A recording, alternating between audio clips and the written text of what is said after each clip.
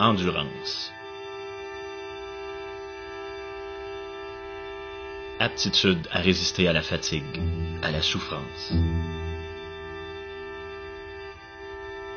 La capacité pour un moteur à fonctionner longtemps et à supporter des sollicitations élevées. On a installé 1500 piquettes.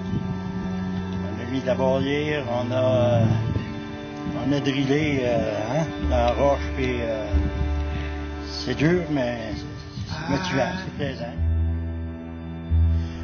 La première année, c'était un gros défi, puis ensuite, c'est la passion, c'est l'événement qui est hors norme, mais on voit pas ça en Amérique du Nord, ce genre d'événement-là. J'ai fait à peu près 53 heures en 3 jours, plus la fin de semaine. Ça veut dire c'est beaucoup de sacrifices, mais qui vaut la peine.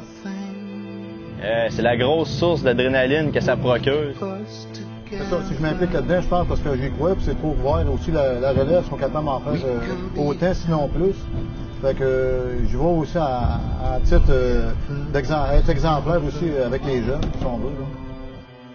Vu que c'est la vie qui me le donne, moi je l'apprends, puis je m'en viens avec ça.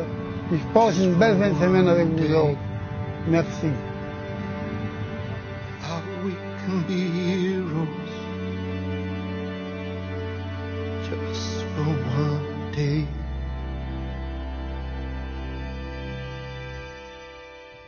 OK, les 12 heures d'endurance de la TUC, bon, ben, ça fait longtemps, là, ça a commencé en 2000. La première, j'ai été invité en Europe à aller courir les 12 heures de Pont-de-Vaux en Europe. Mais comme nous, à la Fédération, notre mission première, c'est de faire rouler les gens en quad. On se devait de trouver une ville où que les utilisateurs de quad pouvaient se rendre à cet événement-là qui était une course mondiale. On a la plus grosse compétition de quad au Canada. On a la plus grosse compétition d'endurance au niveau endurocross sur les manches de nuit et tout ça qu'on a au Québec. C'est beaucoup plus provincial au niveau de la moto. Après ça, on a une double programmation au niveau du trial. On a la seule compétition au Canada qui est uniquement artificielle au niveau du trial. La première année, c'était un gros défi, puis ensuite, c'est la passion, c'est l'événement qui est hors norme, mais on voit pas ça en Amérique du Nord, ce genre d'événement-là.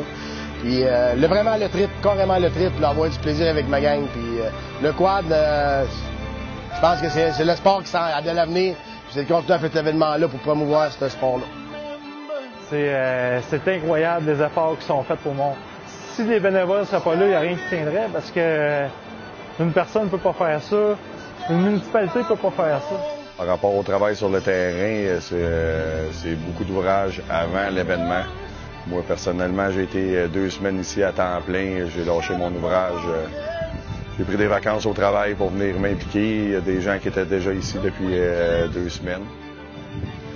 On a drillé dans la roche, puis c'est dur, mais c'est motivant, c'est plaisant. C'est la grosse source d'adrénaline que ça procure. C'est un gros événement qui dure toute une fin de semaine. C'est une course qui se passe en équipe. C'est un gros challenge. Puis ça commence bien la saison, une course d'endurance de même. C'est une bonne préparation pour la saison. On a des directeurs marketing qui ont fait plein des courses, qui ont vu d'autres courses, puis ils veulent là-dessus comme étant la course la plus difficile au monde. Fait que c'est un peu ça. Puis c'est un peu à cause du marché québécois qu'on l'a fait.